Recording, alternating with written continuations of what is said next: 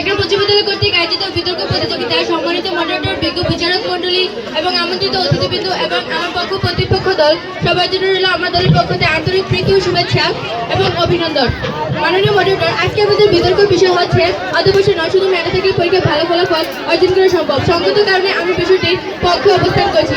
আমি আমার দলের প্রথম বক্তা হিসেবে বিষয়টিকে সংজ্ঞায়িত করে দেব এবং বুঝিয়ে দেবো যে অধ্যবসায় নয়, শুধু মেধা থেকে পরীক্ষায় ভালো ফলাফল অর্জন করা সম্ভব। মাননীয় মডারেটর, মেধা হচ্ছে যখন নিজস্ব চিন্তা, ভাবনা, জ্ঞান ব্যবহার করে কোনো কাজ করা হয়।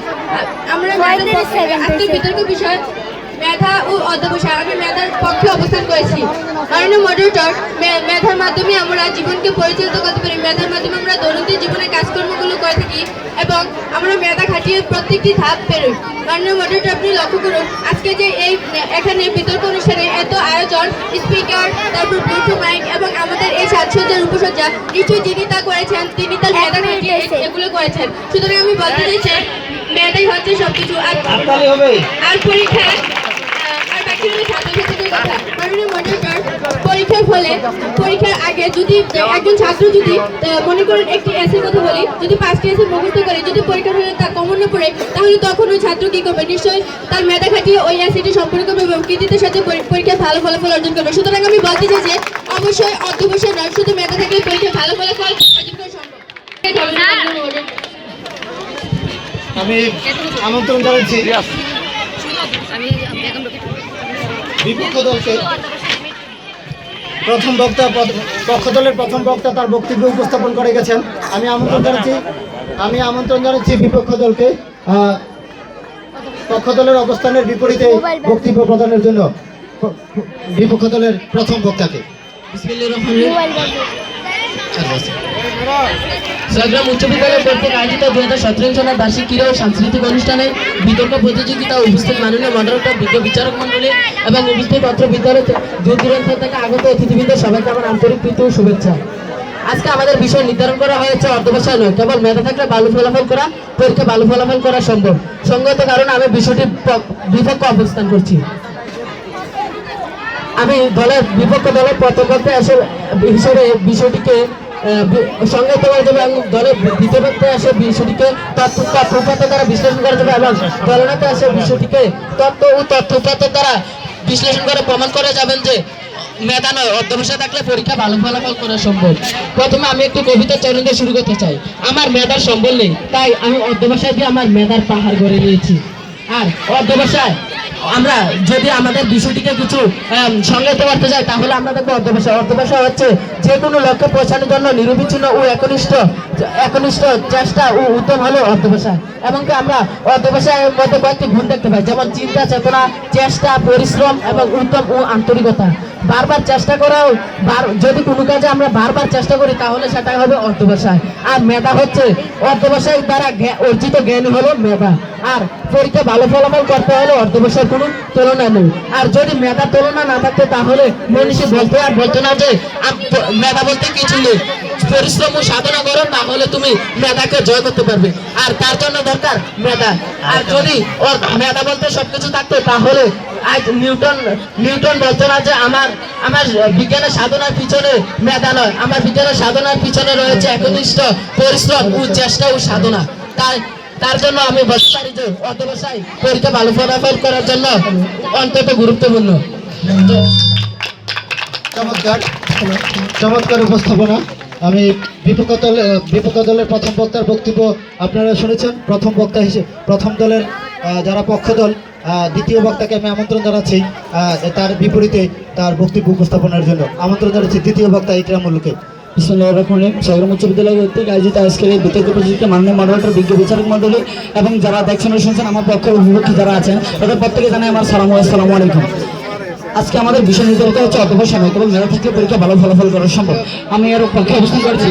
আমি আমার দলের প্রথম বক্তা হিসেবে বিষয়টিকে সংজ্ঞায়িত করে গেছেন। আমি আমার দলের দ্বিতীয় বক্তা হিসেবে বিষয়টিকে তথ্য এবং তথ্যপত্রের মধ্যে বিশ্লেষণ করে দেখি যে অধ্যবসায় নয়, কেবল মেধা থাকলে পরীক্ষা ভালোভাবে করা সম্ভব। আমার দলনেতা এসে বিষয়টিকে তথ্যপত্র এবং বিশ্লেষণ এবং যতক্ষণের মাধ্যমে বুঝিয়ে দেবেন যে অধ্যবসায় নয়, কেবল মেধা থাকলে পরীক্ষা ভালো ফলাফল করা সম্ভব। মানে মডারেটর আমি প্রথমে এসে শুরু করতে চাই প্রতিপক্ষ দলের প্রথম বক্তব্যে কেজি তিনি তার বক্তব্যে চেষ্টা করেছেন যে বলতে অধ্যবসায় মেধা থাকলে মেধা নয় অধ্যবসায় থাকলে পরীক্ষা ফলাফল করা সম্ভব, কিন্তু মাননীয় মডারেটর তাদের হয়তো মাথায় এটা নাই, এটা রাখিনি যে অধ্যবসায় তারা কোথা থেকে করবে। তারা অধ্যবসায় করতে তো প্রথমত তারা চিন্তা করতে হবে মেধাটা দিকে, কারণ তাদের মেধাতেই সেটাকে সারা দেবে যে আমি অধ্যবসায় করতে হবে, তাহলে আমার ভালো ফলাফল আসবে।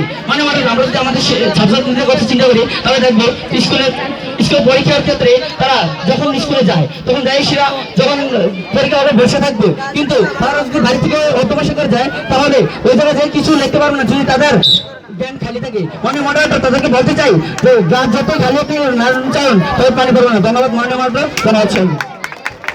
ধন্যবাদ। প্রথম দলের পক্ষ দলের দ্বিতীয় বক্তাকে চমৎকার উপস্থাপনের জন্য আমন্ত্রণ জানাচ্ছি। আমি বিপক্ষ দলের দ্বিতীয় বক্তাকে স্বপ্নাকে আমন্ত্রণ জানাচ্ছি তাদের পক্ষে যুক্তি উপস্থাপন করার জন্য। ধন্যবাদ মাননীয় মডারেটর, বিজ্ঞ বিচারক মণ্ডলী, আমার প্রতিপক্ষ দল এবং যারা আজকে এই বিতর্ক বিষয় দেখছেন এবং শুনছেন তাদের সবাইকে জানাচ্ছি আমার পক্ষ থেকে আন্তরিক প্রীতি ও শুভেচ্ছা। আমাদের আজকে এই বিতর্ক বিষয় নির্ধারণ করা হয়েছে মেধা নয় অধ্যবসায় নয়, কেবল মেধা থাকলে পরীক্ষায় ভালো ফলাফল করা সম্ভব।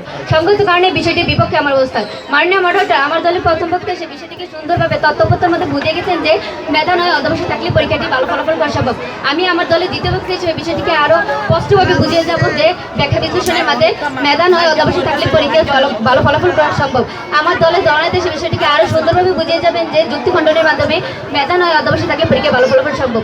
মাননীয় মডারেটর, প্রতিপক্ষ দল বারবার বলছেন যে মেধা দিয়ে নাকি সবকিছু হয়। আমি এটা মানতে পারছি না, কেননা জন্মগতভাবে সবারই সমান মেধা। এখানে যদি প্রয়োজন হয় শুধু প্রয়োজন হবে অধ্যবসায়। অধ্যবসায় ছাড়া কোনো জাতি কিছুই করতে পারে না। বিশ্বের যত জাতি যত উন্নত সেই জাতির তত বেশি অধ্যবসায়ী।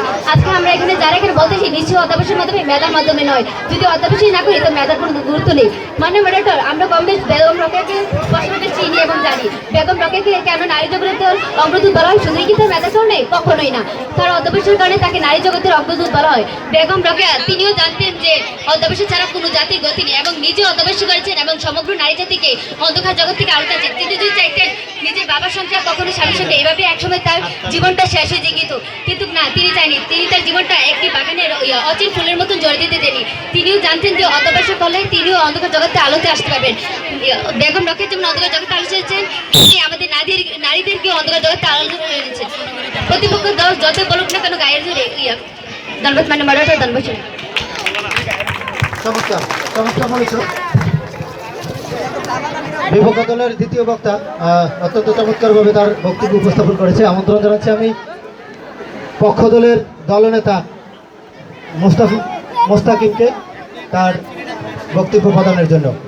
বিসমিল্লাহির রহমানির রহিম। সাইকেল উচ্চ বিদ্যালয় কর্তৃক আয়োজিত আজকের এই বিতর্ক পর্যন্ত সম্মানিত মডারেটর, বিজ্ঞ বিচারক মণ্ডলী এবং আজকের অনুষ্ঠানে সম্মানিত সব প্রধান অতিথি এবং আজকের অনুষ্ঠানে যারা দেখছেন শুনুন সবাইকে আমার প্রীতি শুভেচ্ছা এবং সালাম, আসসালামু আলাইকুম। আজকের আমাদের বিতর্কের বিষয় হচ্ছে অধ্যবসায় না করে মেধা থাকলে পরীক্ষা ভালো ফলাফল অর্জন করা সম্ভব। সঙ্গত কারণে আমি বিপক্ষে অবস্থান করছি এবং আমাদের আজকের বিতর্ক বিষয়টিকে বোঝাতে গিয়ে আমার পক্ষ এবং বিপক্ষ দলের প্রথম দ্বিতীয় বক্তা দুজনেই এই বিষয়টিকে যুক্তি এবং বিশ্লেষণ করে গেছেন। আমার আজকের এই বিষয়ের উপর বিশ্লেষণ করতে গিয়ে আমার বিপক্ষ দলের দ্বিতীয় বক্তা বলেছেন বেগম রোকেয়ার কথা। তিনি কিন্তু বেগম রোকেয়া যখন কাজ করতেন তখন তিনি তার মেধা জুড়ে কাজ করতেন, আর তার কাজটা ছিল শুধুই মেধা। আর তার মেধার মধ্যে ধরেছিল যে আমাদের দেশের জন্য এবং আমাদের জাতির জন্য কোনো কিছু করার দরকার। তখন তার মেধাটাকে সারাদিন কিন্তু অধ্যবসায় করতে গিয়েছিলেন। এখানে কিন্তু মেধাই মুখ্য ছিলেন। আমার দলের দ্বিতীয় বক্তা এসে এই বিষয়টিকে বোঝাতে গিয়ে আরো কিছু গুরুত্বপূর্ণ কথা বলেছিলেন যে খালি গ্লাসের মধ্যে যত একটা উঁচু নিচু করে না কোনো পানি না থাকলে পানি পড়বে না। আপনার মধ্যে যদি মেধাই না থাকে তাহলে আপনি কি করে অধ্যবসায় করবেন? আর আপনি যদি অধ্যবসায় করতে চান তাহলে আপনার মেধার মধ্যে আগে কাজ করতে হবে যে আপনি অধ্যবসায় করবেন, ঠিক আছে? তখন মেধার গুরুত্ব প্রথমে আসবে। মাননীয় উপস্থিতি আমরা দেখতে পাচ্ছি এখানে সবাই স্টুডেন্ট। আমরা যদি কোনো পরীক্ষার জন্য ধন্যবাদ সবাইকে। ধন্যবাদ জানাচ্ছি চমৎকার বক্তব্য প্রদানের জন্য। মাইকটা বন্ধ হয়ে গেছে কেন? ধন্যবাদ জানাচ্ছি মাননীয় উভয় পক্ষকে চমৎকার উপস্থাপনের জন্য। সুপ্রিয় দর্শক মণ্ডলী, যারা এখানে উপস্থাপন করতেছে, আসলে বিতর্ক অনুষ্ঠানের একটা পর্যাপ্ত সময়ের প্রয়োজন হয়। আমরা আর সময় দিতে পারছি না, যার জন্য এলোমেলোভাবে তারা কথাগুলি বলার কথা বলছে, সেজন্য হয়তো আমরা তাদেরকে সেই সুযোগটা দিতে পারছি না। দ্বিতীয় পক্ষ অর্থাৎ বিপক্ষ দলনেতার কাছে আমি চলে যাচ্ছি, আমন্ত্রণ জানাচ্ছি দ্বিতীয় পক্ষের দলনেতার কাছে তার প্রথম বক্তার বিপরীতে অর্থাৎ পক্ষ দলের বিপরীতে দ্বিতীয় বক্তার বক্তব্য উপস্থাপনের জন্য। ছয়গ্রাম উচ্চ বিদ্যালয় কর্তৃক আয়োজিত 2017 সালের বার্ষিক ক্রীড়া সাংস্কৃতিক অনুষ্ঠানে উপস্থিত সকলকে আমার পক্ষ থেকে আন্তরিক প্রীতি ও শুভেচ্ছা। মাননীয় মডারেটর, আমি আজকে তাদেরকে বোঝাতে চাই যে তারা রাজা হবেন, রাজত্ব চালাবেন, কিন্তু প্রজাদের সেবা করবেন না, সে কেমন? আর রাজা হয়ে কেন প্রজাদের সেবা করতে যাবে না? সেই প্রজাদের সেবা করতে কিন্তু আমাদের অধ্যবসায় প্রয়োজন আছে। মাননীয় মডারেটর, তাদের পক্ষপাতে এসে বলে গেছে, অধ্যবসায় উদাহরণ দিয়ে গেলেন, তারা চিন্তা সাধনা এবং কি বিভিন্ন দিক থেকে সেটা দেখেছেন। আমি প্রথম বক্তার বক্তব্যের মাঝে আমার দলের জয় খুঁজে পেয়েছি। তিনি প্রথমে বলেছেন চিন্তা, আমার চিন্তা করতে আমার অধ্যবসায় অবশ্যই প্রয়োজন হবে।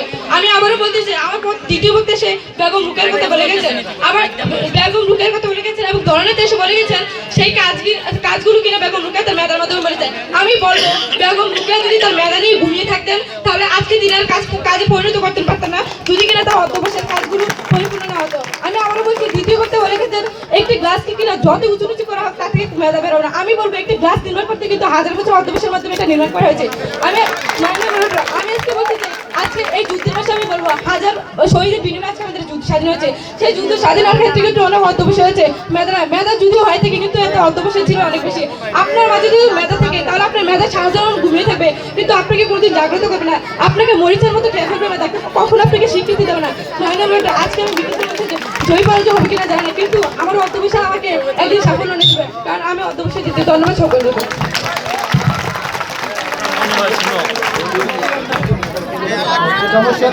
চমৎকারভাবে উপস্থাপন করা হয়েছে দুই পক্ষ। আমি 1 মিনিটের জন্য প্রথম পক্ষের কাছে যাচ্ছি। উভয় পক্ষের বক্তব্য আমরা শুনেছি, আমরা 1 মিনিটের জন্য দলনেতার কাছে যুক্তি খণ্ডনের কাছে যাচ্ছি। মাননীয় মডারেটর, ধন্যবাদ আমাকে আবার সুযোগ দেওয়ার জন্য। মাননীয় মডারেটর, আমি দেখতে পাচ্ছি আমার বিপক্ষ দলের বন্ধু দলনেতা তিনি বলেছেন একজন রাজার কথা, কিন্তু আসলে যদি তিনি রাজার কথা বলে থাকেন, একজন রাজা যদি তখনই রাজা হবে যখন তার সম্পূর্ণ মেধা থাকবে, কারণ সবাই কিন্তু অধ্যবসায় করতে জানে, আর সবাইকে একটা গ্রামের মধ্যে রাজা দেওয়া হয় না, তখন একজনকে রাজা দেওয়া হয় কারণ তার মেধা ভালো এর জন্য। আর তিনি আমার গ্লাসের কথা বলেছিলেন, আর যিনি প্রথম গ্লাসটা তৈরি করেছিলেন তিনি কিন্তু গ্লাসটা তৈরি করতে চেয়েছিলেন তার মেধা দিয়ে, তারপরে তিনি অধ্যবসায় করেছিলেন। মাননীয় মডারেটর, আমি বলতে গিয়ে বলবো যে যার নাই মেধা সেই হচ্ছে আস্ত একটা গাধা, অর্থাৎ মেধা ছাড়া তার অধ্যবসায় হবে না। সবাইকে আবারও ধন্যবাদ আমাকে সুযোগ দেওয়ার জন্য। আমার প্রতিপক্ষ ধরনের আমাকে গাদা বলে গেল, আমি এখন বলবো আমার প্রতিপক্ষ আসলেই বোকা, কারণ তিনি বুঝতে পারেননি যে আমি বলেছিলাম সেই গ্লাসকে রূপান্তর করতে অনেক অধ্যবসায়ের প্রয়োজন ছিল না কোনো মেধার। মেধা আপনাকে বলেছে, আমি বলবো প্রতিপক্ষ দল প্রথমেই বলেছি আপনার যে মেধা আছে সেই মেধাকে আপনি কিভাবে জাগিয়ে তুলবেন। সবাই তো প্রতিভাবান, কারা স্বীকৃতি দিতে পারে। আজকে দ্রুততম মানব উসাইন বোল্টের কথা উদাহরণ দিলাম, কিছুদিন আগে রিও অলিম্পিকে তিনি জিতেছেন, তিনি কি তার অধ্যবসায়ের মাধ্যমে জিতেছেন নাকি মেধার মাধ্যমে জিতেছেন? প্রতিপক্ষ দল তাও কিনা আপনারা বলছেন না। আপনারা যদি সত্যিকার মেধাবী হতেন তাহলে আজকে বিজেপির মধ্যে আপনারা দাঁড়িয়ে আর গ্লাস নিয়ে দরকার সত্যিকার বলছেন, পাগলের মতো হাবাবেন না, কিন্তু বোকার মতো কষ্ট করবেন না, কিন্তু কষ্ট আমি করতে পারবো না।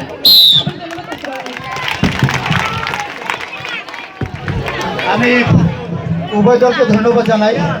আমি এখানে দর্শক যারা আছে তারা আন্দাজ করতে পারছেন, যদি তারা পর্যাপ্ত সময় পেত আপনাদেরকে প্রাণবন্তভাবে